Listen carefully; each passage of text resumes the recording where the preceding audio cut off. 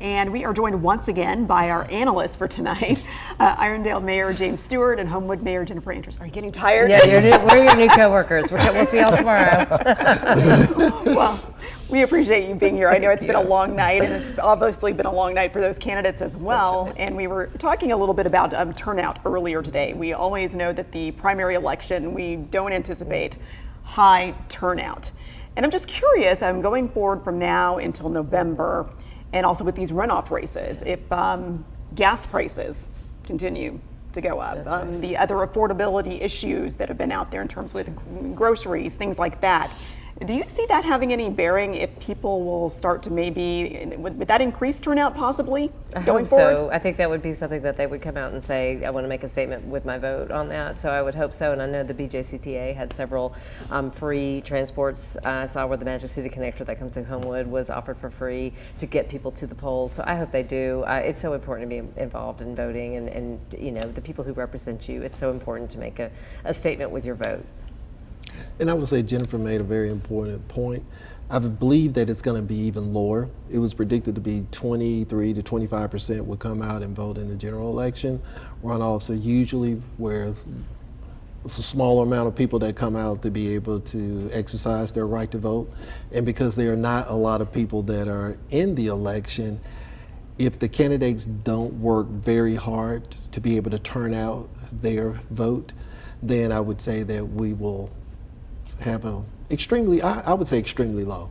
I guess I may be pessimistic. You think even with some of these kitchen table issues, you know, if they continue to be a factor, that you're still not anticipating that, you know, generating a lot of excitement? Yes, because we'll hear people talk about those things.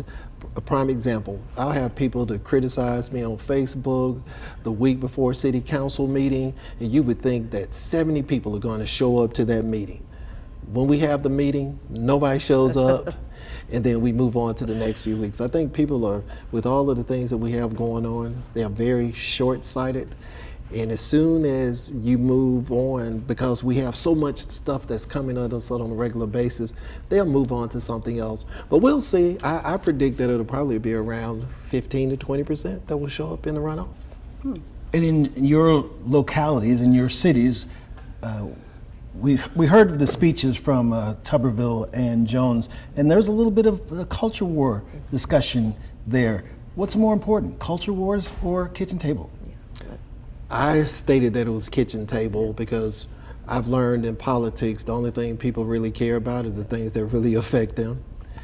And those things affect them every day when they get up, when they go to buy gas, when they go to the grocery store, when they're trying to put clothes on the back of the kids. Those are the things that people worry about. It's we call it, people only care about the things that happen in their backyard. Mm-hmm. And if it's not going on in their backyard, they pretty much detached from it until it finally gets to their backyard. Mm-hmm. Absolutely. So yeah, whatever it takes, I hope the campaigns are positive. I hope they talk about what they want to do for the people of Alabama, not who they hate. And I hope that people feel involved in one of the campaign or the other. You know, get involved, go to events, listen to your candidates, learn, read, talk to people that you trust, and get involved. Mayor Andrews, Mayor Stewart, thanks again. It was a joy.